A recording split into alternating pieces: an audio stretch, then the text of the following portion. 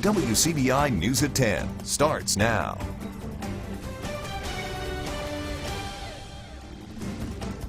Thank you for joining us tonight. I'm Quentin Smith. The 2018 Senate race is already heating up. Tomorrow is the qualifying deadline, and today, State Senator Chris McDaniel threw his hat in the ring. Courtney Ann Jackson has the highlights from his rally in Ellisville. There's already been attention on this race, not just here in Mississippi, but nationally. But it wasn't until today that Chris McDaniel gave it the green light. So here we go. So if you want liberal solutions, if you want the same old, if you're happy with where Mississippi is today, you have your candidate. He's been there for almost 3 decades. His name is Roger Wicker. But if you want change, if you want a conservative to fight for you, you have your candidate. His name is Chris McDaniel. McDaniel and his supporters feel like the 2014 race against Senator Thad Cochran was stolen from them. McDaniel never actually conceded the race and even challenged the results in court. Now he feels it's his time to prove something. We haven't forgotten what they did in 14.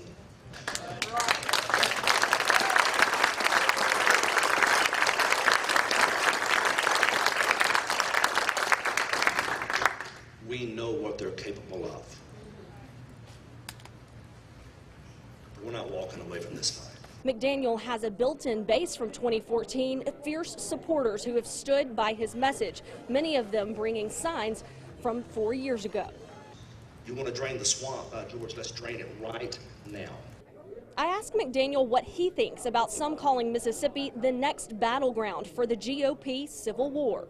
We are fighting for the soul of our party. And we still believe in the lessons of Reagan. We still believed in Goldwater and Taft. And to the extent they pull away from that, naturally, we want to fight for what we believe in. A bill headed for the governor's desk would make it easier for cities and counties to establish leisure and recreation districts. Senate Bill 2588 passed the House today by a wide margin. The measure is an expansion of the so-called Go Cup law, which allows customers in certain set-aside entertainment districts to leave a restaurant or bar with an open container of alcohol. Now, in the original law, local governments had to draw up their plan, pass an ordinance, and submit it to the legislature for approval before the ordinance could take effect. But now, 2588 does away with the need for legislative approval, leaving the entire matter under local government control. Governor Phil Bryant is expected to sign the bill into law. And one city studying a potential entertainment district is Tupelo. The city council is ironing out details of a proposal and is drawing mixed reviews from residents. Our Allie Martin has more. The proposed ordinance would allow pedestrians to carry Go cups of alcoholic beverages in designated areas. The recyclable cups would be available only at businesses choosing to participate. The general premise of the idea is that if you and your wife are out to eat in a local restaurant and you're trying to make a play at the Lyric, you can finish off your drink as you walk to the Lyric. As executive director of the Convention and Visitors Bureau, Neil McCoy says the proposal could help boost tourism and bring in more business to the area. 2 years ago, House Bill 1223 gave some municipalities the authority to establish leisure and recreation districts. McCoy says while the specific boundaries for the Tupelo district aren't yet known, he believes the proposal is about convenience for the public.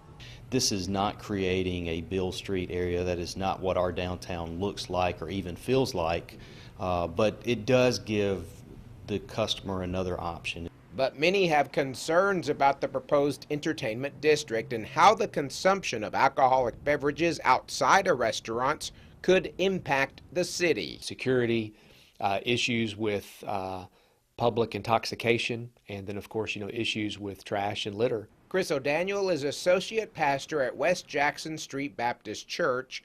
While he supports efforts to boost tourism and help local businesses, he does not believe letting people have Go cups of alcohol is the best way to boost sales tax revenue. It's a family-friendly type city. We do a lot for families in our city. And of course, that's going to create, I think, issues and problems. Parents will start to have to ask or answer questions, to their son or their daughter about what's going on, why, what are they drinking, why are they doing that? Why did those people get into a fight?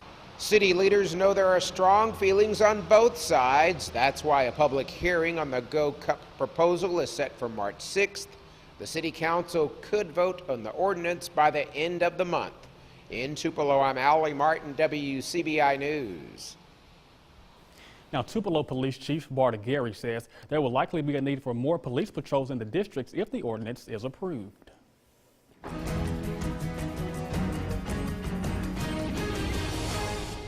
A Union County man faces federal charges for shooting at military helicopters flying over his home. The complaint accuses 60-year-old Gary Kerbo of shooting at the helicopters at least 4 times this month alone. The FBI talked to Kerbo Monday night at the Union County Sheriff's Department. Now, Kerbo told agents he's fired at the helicopters at least 5 times because they're using lasers to kill his livestock. His other allegations say the government is using satellites to choke him while he eats and that the low-flying helicopters are dropping drugs on his property. During a court appearance today, public defenders asked for a psychiatric examination of Kerbo. Heavy rains and flash flooding have been causing headaches for parts of North Mississippi, and one area that's been getting soaked the most is Lee County. Meteorologist Jacob Dickey is in Mooreville and brings us the latest.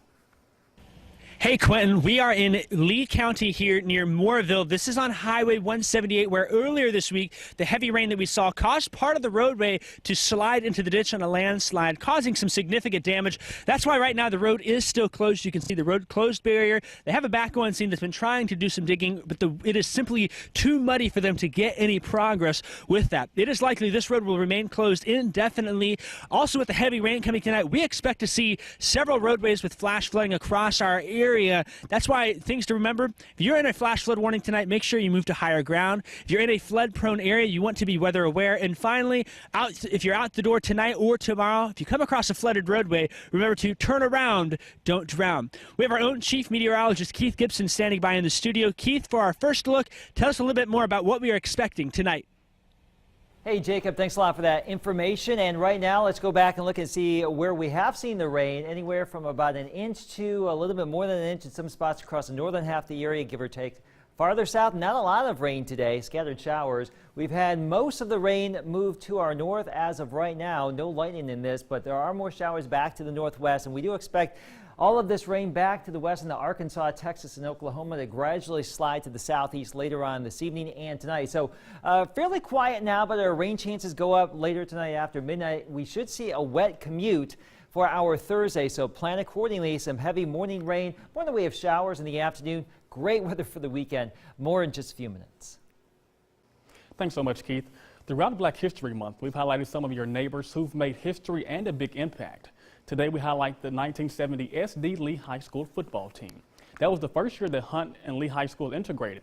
It was a decision that didn't sit well with many students at that time.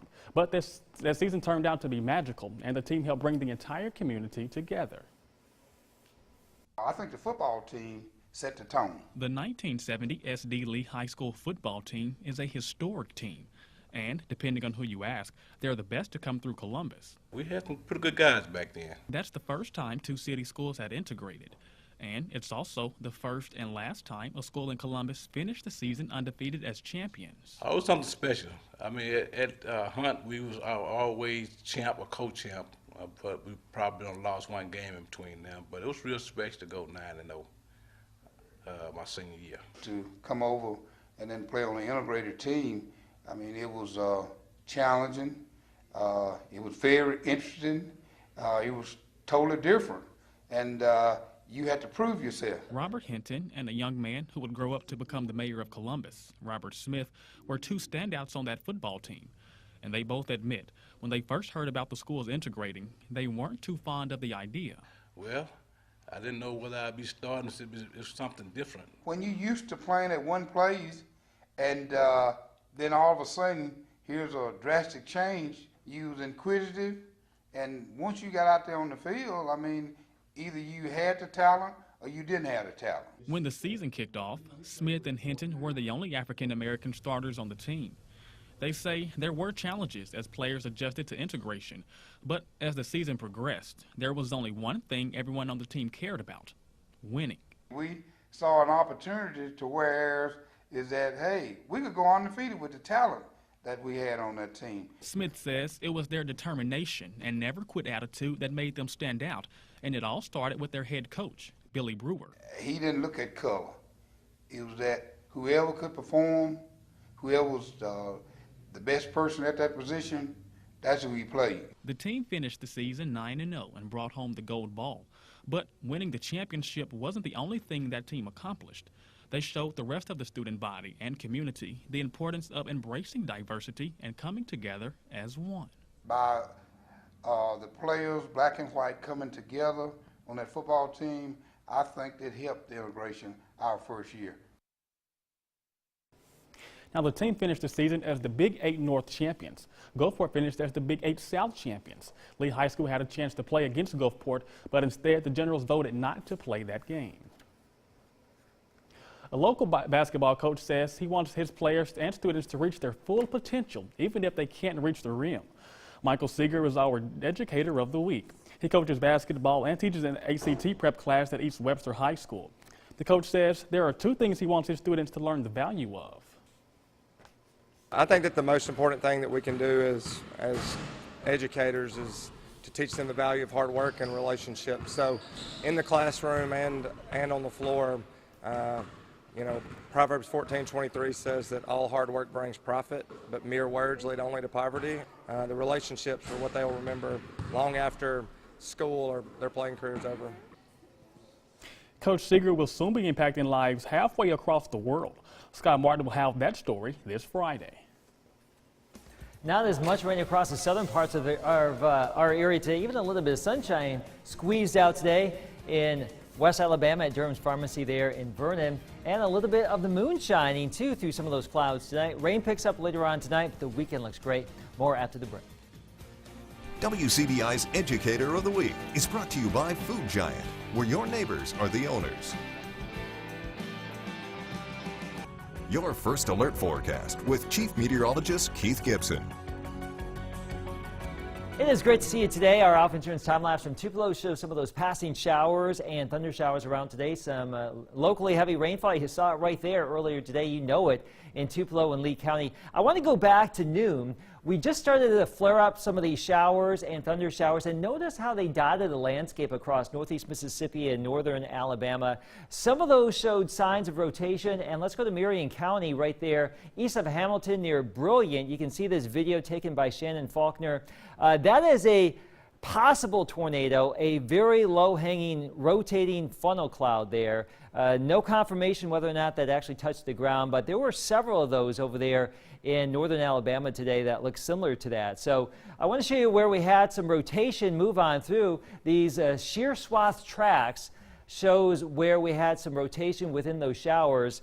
So it was interesting from a radar perspective to watch that, but as far as the ground truth was concerned, nothing too serious as far as the weather on the ground from all of that. So we were kind of watching behind the scenes here earlier today, sweating here, looking at some of those radar images, but we really didn't see anything come out of those for the most part. Right now we push the heavier showers back to the northwest, and we will likely see more rain develop tonight into tomorrow morning. It is really raining from Memphis all the way through Little Rock down to Dallas, and that band of showers with some embedded thunder will be coming our way. So it's quiet now. The rain picks up later tonight. The overall severe weather threat remains low, but the potential for several inches of rain still exists. We have a widespread flood watch across a good section of the region.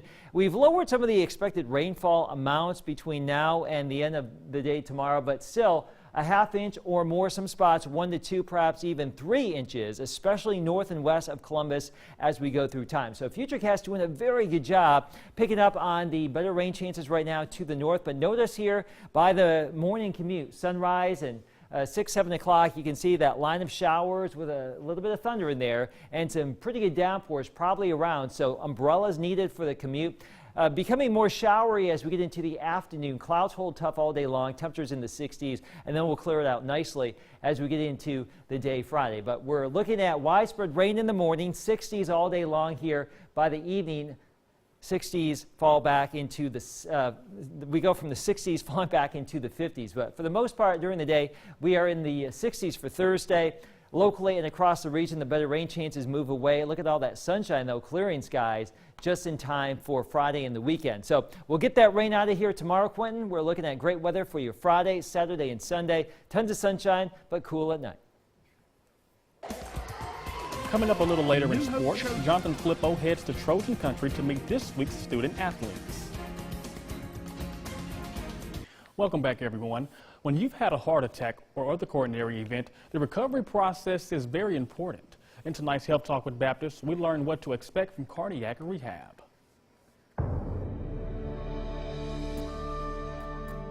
Hi, I'm Kayla Pruitt, Director of Cardiovascular Services at Baptist Memorial Hospital, Golden Triangle. Tonight we will discuss what cardiac rehab offers to those who have suffered a cardiac event.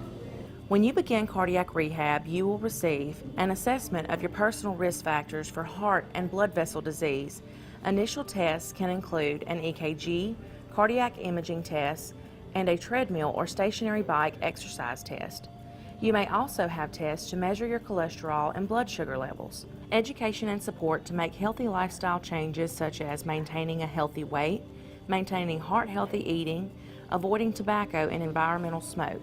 You will be instructed on how to begin and maintain a personalized exercise plan that works for you and how to monitor and take better control of your blood pressure, lipids, cholesterol, and diabetes.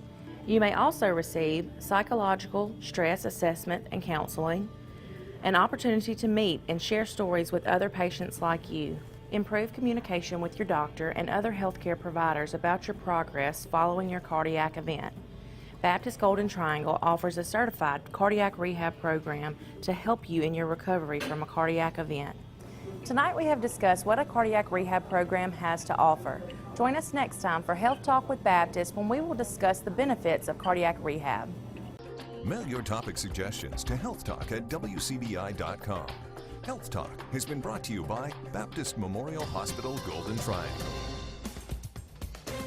Coming up, Ole Miss men's and women's basketball in action away from Oxford. Highlights of the Rebels versus Kentucky and Florida next in sports. It's WCBI Sports with Robbie Donahoe. Ole Miss men's and women's hoops in action tonight away from Oxford. We start with the fellas who look to derail a hot Kentucky team. Now, this game was chippy from the word go. 5 technical fouls called in the game, 2 of which went towards Marcanvis Heim in the first 4 minutes. You see him pretty frustrated right there. That was after his first tee. He got teed up 2 minutes after that, but the Rebels sort of spurned the Rebels on, got them playing well. There's Terrence Davis inside to Bruce Stevens for the dunk. Rebels, though, trailed by 8 at the half. Second half, they start getting hot from 3. Bruce Stevens with this triple. Nylon. And then Terrence Davis, we know how streaky he can be. Well, he was on in the second half to start things going, and then coming off a screen, flares out, hits another one. It's a 2-point game. You see it down there, 59-57. But then the play of the night came from 6'2", Brian Tyree on the 6'9", Winion Gabriel. Get yourself on a poster, Winion. And then just to boot, Winion's like, I don't like being dunked on by a 6'2" guy, so he pushes him after the play and gets called for a technical foul of his own. The Rebels kept it close for most of the night, but Kentucky would pull away late. Quad A green 3 right there. Kentucky gets the win 96-78. That score not really indicative of how close that game was. The Rebels, though, will finish up the regular season Saturday at home against Vanderbilt. To the women's team, Matt Insel and Ole Miss taking on Florida. You know, the Rebels only won 1 conference game this year. They were dealing with all sorts of injuries off the court, but man, they played well today. Here's Shelby Gibson top the key 3, and then here comes Tori Lewis coming off a screen, doing what she does best, hitting triples. Rebels led 36-27 after 3. Fourth quarter, defense to offense. Alyssa Austin with the steal, coming in transition. The floater in the lane for 2 gets it to go. And then under 2:30 to play, Alston coming off the screen, going to leave it for Bree Glover, who gets the 2. Ole Miss wins it. It wasn't pretty, but it still counts. Ole Miss wins at 48-43. They will play Missouri coming up on Thursday night. To JUCO hoops, Northeast bowed out of the MAC-JC tournament semifinals in both the men's and women's side. There's Connor McCabe, Baldwin's own with the bucket right there. The men rallied from a double-digit deficit, but fell to Northwest 83-80. There's Felix Hayes with a 3. Lady Tiger dropped a tough one to Colin, 65-57. Both the men and women's Northeast teams now will await word if they will play in the Region 23 tournament coming up next week in Clinton. And Heritage defeating Marshall 50-34 as the Patriots take out Marshall. They advance in the MAIS overall basketball tournament. Now to our Student Athlete of the Week at New Hope. The New Hope Trojans are riding high after back-to-back 20-plus win seasons. The Trojans finished the regular season at 22-7, and just a couple of weeks ago, they won the district tournament for the second straight season. We knew that was the first step to going to Jackson, so we knew we had to accomplish that first, and we won it last year, so we wanted to go back-to-back in 5A and 4A. We went into there, knowing we would do well, knowing we'd play as a team, but the feeling of winning to come away from it with the championship, to set yourself up good in playoffs, get those home games, that was big for us. It's great when you accomplish a goal that you set out at the beginning of the season, which was one of our goals, is to win a division title. And being the 2 seed going into it, because we had slipped up and lost a game during the regular season, it made it more fitting for us to go over there and win a district championship. Following the district tournament, the Trojans played 2 straight home playoff games, and they defeated Ripley and Rosafort to make it to the state tournament for the first time since 2008. We want to leave a legacy here, and we just want to do big things and show people we can actually do it. We're leaving our names on the wall, hopefully, and to walk away from this school, leaving something behind like that, it's really special. You love it for the kids, for them to be able to go down there and experience something like that, play in Jackson and in the Coliseum for the state tournament. New Hope is 3 games away from hoisting a gold ball for the first time since 2008. That's the ultimate dream. We thought we were going to win last year, and we got our hearts broken, and I saw the seniors walk away, after not winning, and that's not how I want to go out. I feel like we got a good chance. I feel like it's a lot of good teams, but I don't feel like nobody else got a 7-footer and a 6'8" like Tyler. So I feel like we got a real good chance of holding the gold ball at the end. It'll be a big privilege. I think it'll show the underclassmen that if they work hard, they can actually do it and pull it off too, just as we were trying to do this year. New Hope will face Lanier at the Mississippi Coliseum in Jackson on Thursday at 5:30 p.m. Reporting in New Hope, Jonathan Flippo, WCBI Sports. WCBI Student Athlete of the Week with Jonathan Flippo is brought to you by C Spire Wireless. WCBI coverage of the SEC Tournament is brought to you by OCH Regional Medical Center, Advanced Medicine, Compassionate Care, and Visit Columbus, the city that has it all. More rain tonight, but the sun will return on Friday. That's simple, huh? That's simple. Have a good night, everyone.